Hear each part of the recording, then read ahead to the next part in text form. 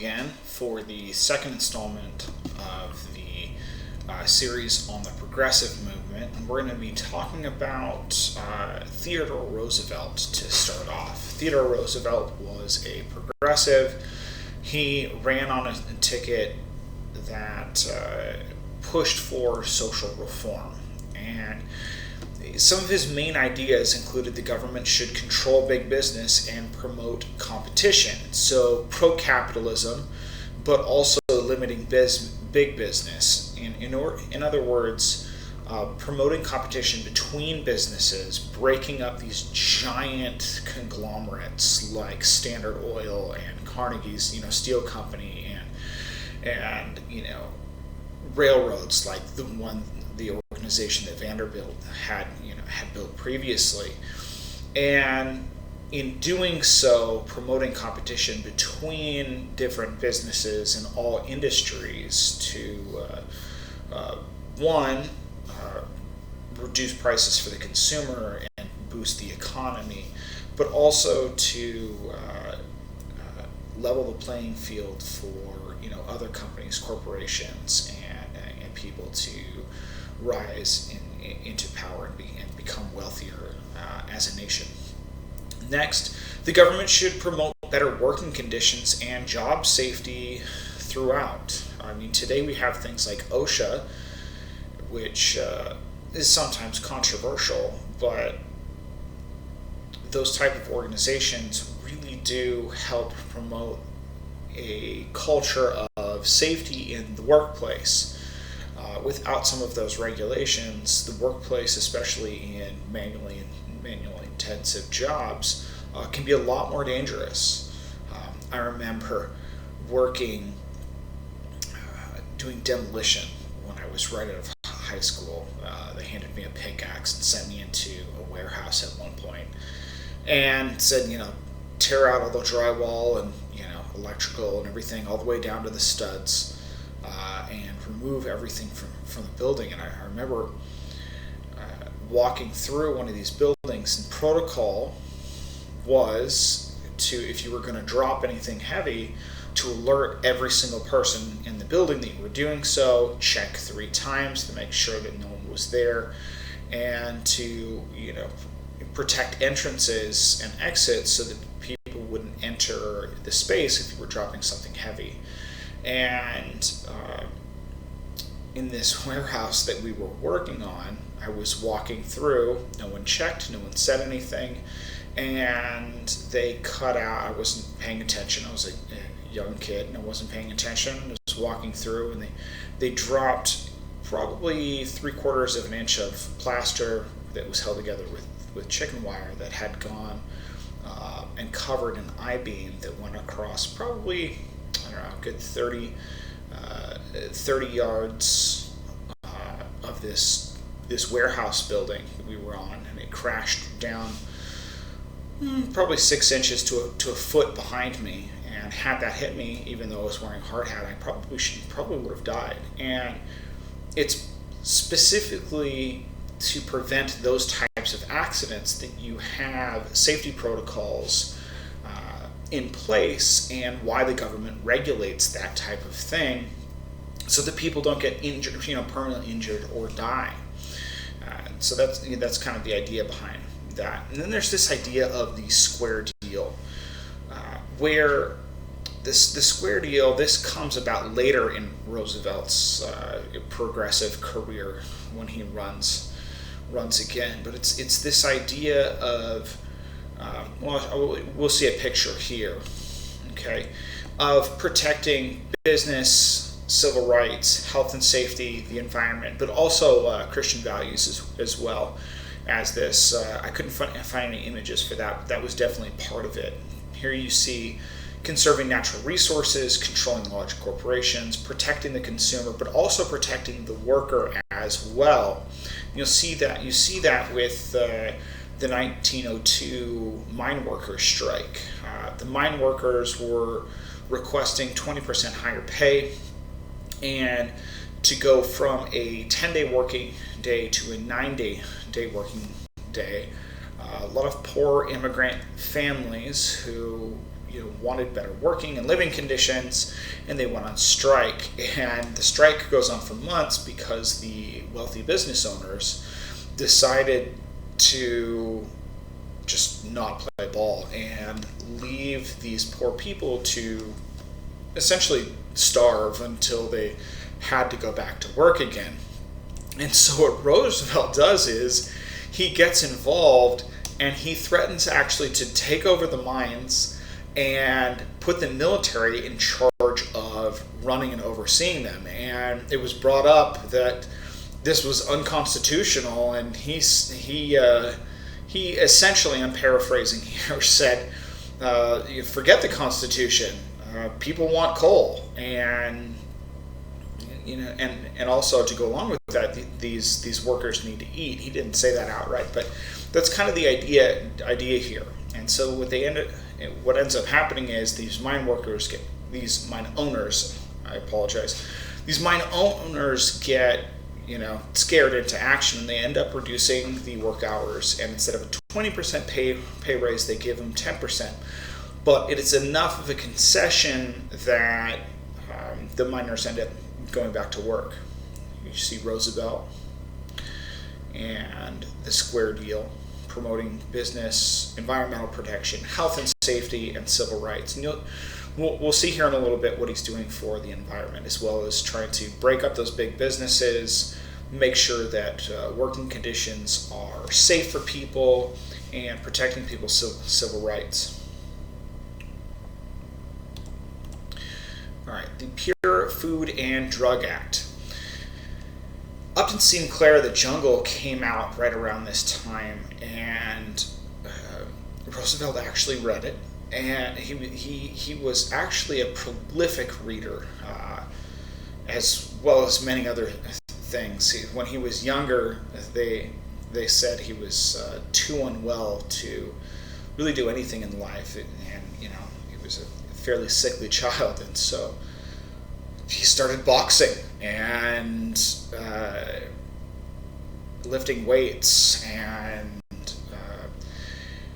did things that his doctors, when he was younger, never ever thought would have been possible. And that's kind of how he lived his entire life. He was constantly trying to exceed people's expectations and be the best he possibly could, always striving for something more. And that comes out in this progressive movement, is he's always striving for something better for not only himself, but for the country at the time. And he reads Upton Sinclair's The Jungle, and he's seeing things come out about the medical industry, and not only that, but what's going on in food. And he pushes for this Pure Food and Drug Act, and Congress ends up getting on board with it. Up to this time, almost any medicine could be purchased over the counter, and this included crazy narcotics like those that are derived from opioids, like morphine, which is similar to heroin, etc. And Coca-Cola had actual cocaine in it at the time, and that was perfectly legal. Just crazy things that in today's society are thought of as crazy, but back then there's no regulations at all, and so there's all these damaging products on the market. Not only that, but none of them are verified either. There are products out there that are obviously, to us in the modern era, scams that are not going to help you, but harm you.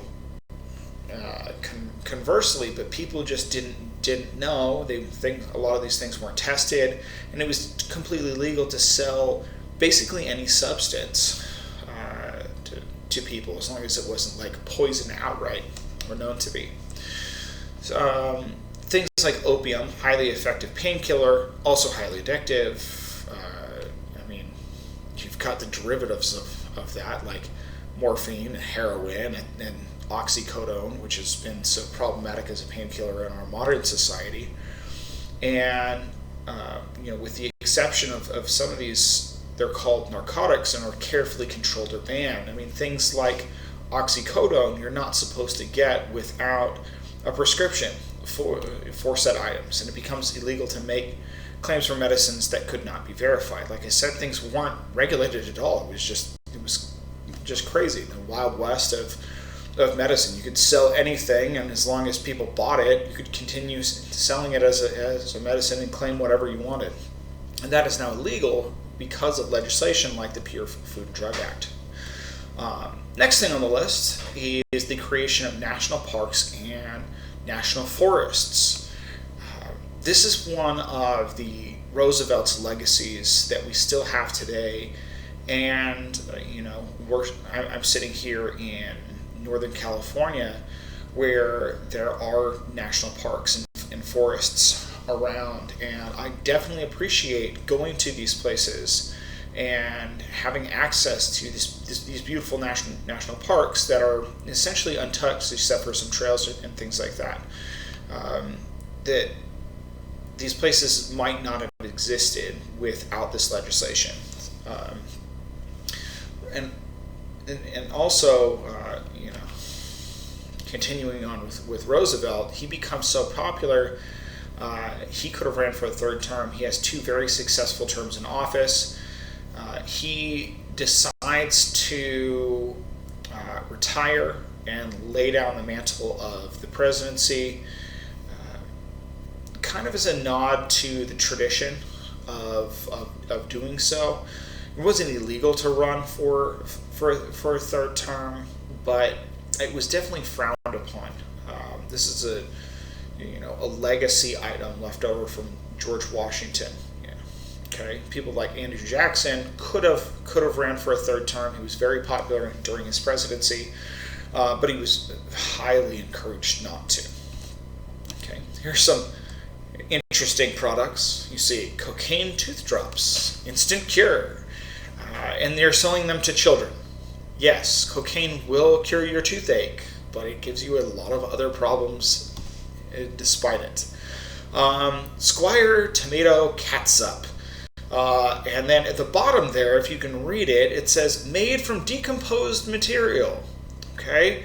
And so, I don't know what that means exactly, but it says at the top, made from tomatoes and parts of tomatoes, when in fact it has things in there that it should not have and no one should be eating. Here's a political cartoon with, the beef trust, and he's cutting up embalmed sausages and deodorized ham and putrefied pork. And it says at the bottom, therefore I say unto you, take no thought for your life, what ye shall eat or what ye shall drink. Matthew 6:25. And it's this idea that came along with Upton Sinclair's The Jungle, that there was something very wrong with the food industry at this time, and there was needs for some regulation. Okay, so Roosevelt's presidency ends, and Taft, Republican, he ends up taking over, the mantle of the party, and he ends up getting elected. Like Roosevelt, he is a progressive. He doesn't aggressively push for his ideas like Roosevelt did, but he actually breaks up more monopolies than Roosevelt, places telephone companies under federal control, creates the Department of Labor to protect workers, ends child labor once and for all, and generally, he does a lot for working people at the time. This is also the same period of time when women's suffrage is being fought for, and that doesn't start really coming into legislation and the political mindset until Woodrow Wilson's presidency. But with Taft, you see huge changes happening in society. He wasn't as loud about it as Roosevelt, but he did do a lot.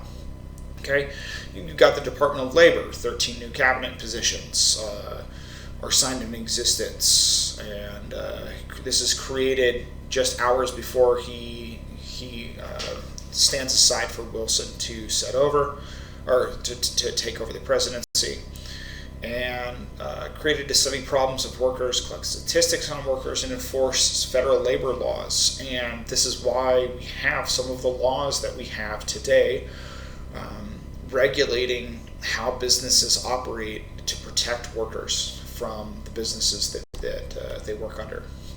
Under Taft, the 16th Amendment is ratified, creating an income tax. So the purpose of this tax is to gigantically increase the government's revenues. Because remember, this progressive movement, it works under the assumption that the government should be larger in order to provide for the needs of the people in improving their day-to-day lives.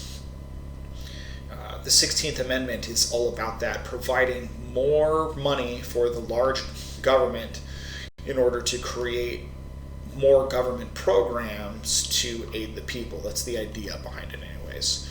Like I just said, they wanted a bigger, more powerful government so they could more effectively regulate and control things. Taft is too timid as far as Roosevelt is concerned during his presidency, and Roosevelt, who had retired, decides that he wants to run again as president.